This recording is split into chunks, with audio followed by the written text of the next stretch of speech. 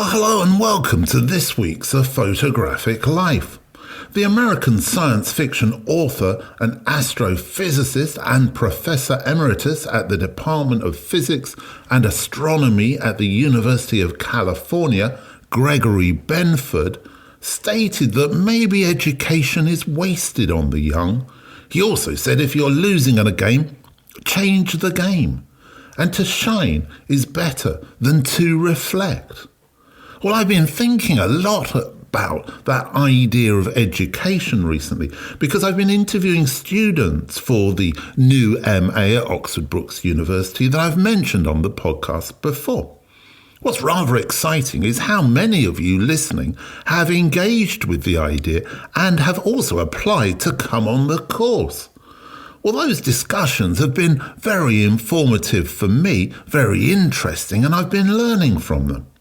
Learning the reasons why people want to get involved in some type of formal education, perhaps when they've already been working as a photographer for a long time, or been out of education for a considerable amount of time also. I did have a discussion with somebody recently about the MA, and they said, at the moment, I've got all the skills I need, and therefore I don't need to learn any more. Well, of course, that's kind of misunderstanding the idea behind learning. It's not just about learning technical skills, how to put a light somewhere, how to use a camera, how to use Photoshop. I think really the reason behind engaging with that kind of additional education outside of the schooling we all have to do is actually to learn more about ourselves. And in learning about ourselves, we can learn about the medium and we can bring those two things together, which I think gives us much more fulfillment in the work we're creating and much more creativity. I did recently see another institution promoting its MA in photography on social media. And there were a whole load of comments which were very negative about the idea of learning at MA level. Comments such as, you can learn more by being an assistant. That these kinds of qualifications only exist to give those who can't make their living as a photographer a job, etc., etc. Well, unfortunately, the role of the assistant isn't as prevalent as it used to be.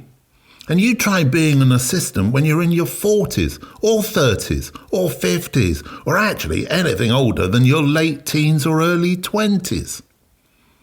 The truth of the matter is you can learn a lot as an assistant working with a good photographer. But you can also just get used for low money. It's hard to survive. Therefore, how much better it would be, rather than having to go through that, to get a good education which allows you to start working as soon as you leave education. And that is possible, believe me. One of the other things that's been mentioned to me, I should say, is about falling out of love with photography, running out of creative juices. Well, I hope that by studying further education, higher education, that you can kind of reignite that. If this is interesting to you, then do please get in touch. Find out about what we're doing at Oxford Brookes.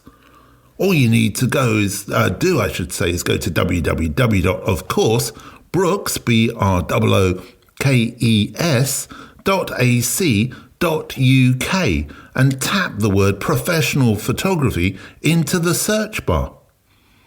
This may sound like an advertisement for something I'm doing, and I suppose in a way it is.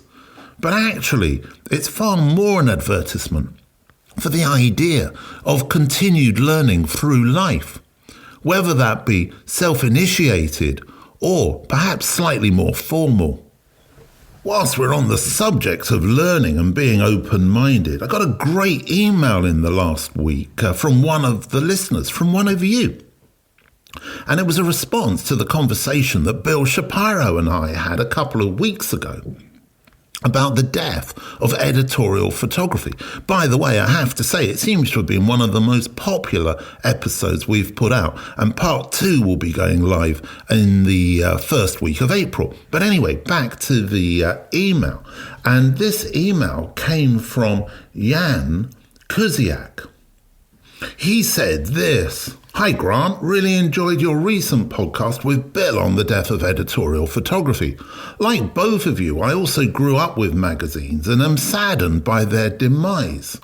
However, maybe there's a different way of looking at things. The traditional magazine consists of 3 components: content, paper, and physical publication distribution. Content is what we want to preserve and promote. Physical publication distribution has been replaced by the internet, which leaves paper. To a certain extent, paper has been replaced by the screen. But where paper is a consumable, is low cost, and is easy to pass on, a screen is not. But what if screens were so commonplace that we didn't need to own one, because they were dirt cheap and everywhere? The American computer scientist Alan Kay, inventor of the Dynabook, forerunner of the tablet computer, described a scenario where screens were as common as A4 pads of paper. He gave an example where students entered a classroom and picked up a screen from a stack of them by the door. Each student could access all their data and apps by logging onto the internet via the screen. When the class was over, the student left the screen at the door. No need to take it with them, as there were screens wherever they went, be it another classroom, the cafeteria, or on the train going home. Sorry to be so long-winded, but to me, the magazine is a great concept. It has curated content rather than the rabbit hole of online content. Is in a format that's easy to digest, A4 or similar, rather than phone screen size, and it gives photos enough screen real estate to properly convey what they're about. We just need to work on the paper side of things. Keep up the good work. The weekly podcasts are always a welcome treat. Jan." Well, thanks very much for that, Jan. Now I'm going to pass it over to you. What do you all think? This week, I'm pleased to welcome to the podcast Xavi Bou, who was born in Barcelona in 1979.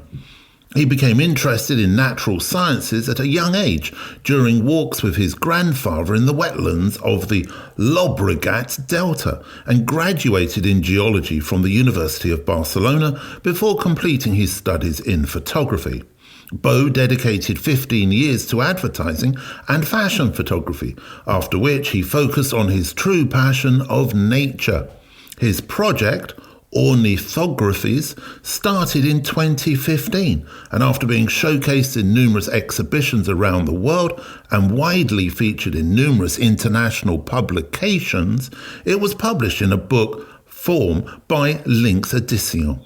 Today, Bou has multiple projects in progress that explore creative formats and outcomes, all attempting to raise environmental awareness.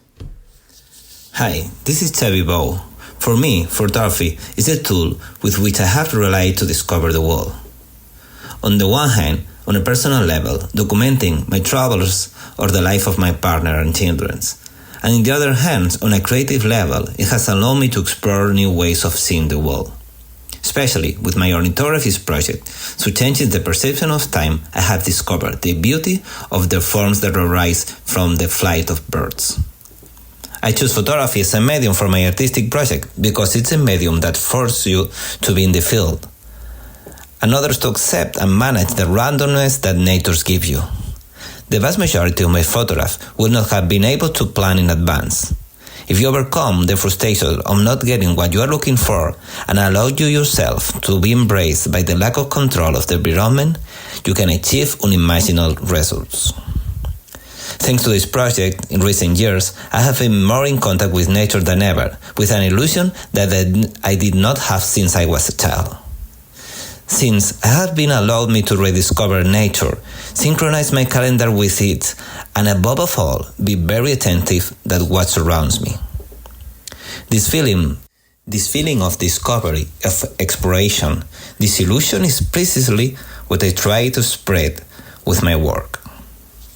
Thank you very much, Xavi, for your contribution this week. You may or may not be aware of his work, but of course, as I say every week, check them out. His work's very interesting, and I think it really does bring an academic, intellectual logic through into an aesthetic that a lot of you may well find very appealing. Anyway, just my opinion. I'll leave it to you to see what you think. I started off this episode this week talking about creativity, finding creativity, and the idea that perhaps that kind of mentorship that can come from formal education when you're a little bit older can be useful. Well, I've been reading a really good book at the moment. I've got it next to me here on my desk, and it's called The Creative Act, A Way of Being, and it's by Rick Rubin, who of course was the American record executive, record producer, and co-founder of Def Jam Records. Well, the description of the book, I don't think really does it justice, but it describes it as being a meditative manifesto about what it really means to be an artist.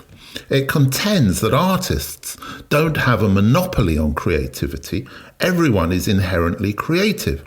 To access that creativity, you just need to commit to a creative practice. Where Rubin keeps using the word artist throughout the book, I think I would replace it with the word human, but that's just me. As you know, I have a bit of a hang-up with the word artist, but there's a number of chapters that go through the book. It's a really easy read, and I really do recommend it. There's a few words at the beginning that I think are particularly relevant to us photographers. He says this: the ability to look deeply is the root of creativity, to see past the ordinary and mundane, and get to what might otherwise be invisible. Now, to me, that absolutely sums up what we're trying to do as photographers. And it kind of ties in with what I was saying at the beginning there around the idea that through studying photography, we don't really study the medium in itself, in its technical qualities. What we're really doing is studying ourselves and finding out more about ourselves. And that led me to something which I also always return to. That's the great Jack Kerouac's introduction to Robert Frank's The Americans. Now, if you don't own a copy of The Americans, shame on you. I think you need to. I think everybody needs to obtain a copy if you don't have one. Try and get one as cheap as you can, of course. I know a lot of them are very expensive. But anyway, there's a fantastic piece of text that's at the beginning of that book, and it says this: Robert Frank, Swiss, unobtrusive, nice, with that little camera that he raises and snaps with one hand. He sucked a sad poem right out of America onto film, taking rank among the tragic poets of the world. To Robert Frank, I now give this message: you got eyes. And I say, that little old lonely elevator girl looking up, sighing in an elevator full of blurred demons, what's her name and address? For me, Rubin and Kerouac and Frank, they're really what photography is about. There's been a lot of talk about Photoshop recently on the news. Strange but true, certainly in the UK, and I'm sure it's been going global as well. The Princess of Wales, an amateur photographer as she describes herself, I think the Palace describes her as a keen photographer, and the Royal Photographic Society describes her as the patron of photography. But anyway, I digress. There's been a lot of talk about the fact that she photoshopped her pictures and she didn't do it very well. Well, I think that's one thing that we could discuss. But I don't think it's actually very relevant. I'm not the kind of conspiracy kind of a guy. I'm really not sure why she's doing it and why she just doesn't pass it on to somebody who does know what they're doing. But there again, that's another tangential discussion. What I want to deal with at this point is the fact that photography is front and centre at the moment on believability. And that's something a lot of photographers have been talking about over the last couple of months with their concerns around AI in particular. Now, as regular listeners will know, I've been drawing a parallel between Photoshop believability and AI believability in a number of the discussions that we've had on the podcast and also in some of my writing. For me, I see it as an evolution within photography that won't necessarily cause us a big problem. I might be right, I might be wrong. But what I was very interested to see around these Princess of Wales pictures was the fact that after they had been released, 3 photo syndication agencies withdrew them because they recognised the fact that they had been manipulated and therefore should not be syndicated as news images. Since then, Getty Images have come out and similarly identified poor Photoshop practice in an image that the Princess of Wales took of a lot of the royal children alongside the Queen before she died. Therefore, they've put a note on the picture actually saying, well, this has been manipulated. This isn't actually what was seen. Well, this draws into debate, discussion, so many things. I think it's a good thing. The people that we are relying upon to check have been doing so. And when they've seen that the images have been manipulated, they've withdrawn them from sale. Now, maybe the Princess of Wales has learnt her lesson. Stay away from the Photoshop. It can be a very, very evil mistress. But the agencies have done their job. Let's just hope they keep doing it, shall we?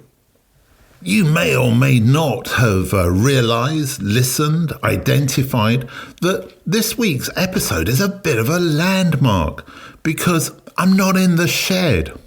I've had to move out of the shed as part of our move to a new house and me moving into a new studio workspace, which actually is a garage. So I'm trying to keep it as real as I can. But in the interim, I'm actually in an office space creating this particular podcast. Well, this has only been done once before. I think about episode 4, maybe episode 5. I can't really remember. I was in Toronto in a hotel room recording the episode. Every other episode since then has been in the shed, a literal shed, a wooden shed where I could put my arms out and touch all 4 walls. But we're moving on up and we're moving on out. So for the next few weeks, I'm going to be on the road creating the podcast before we find our new home, I should say, and settle in.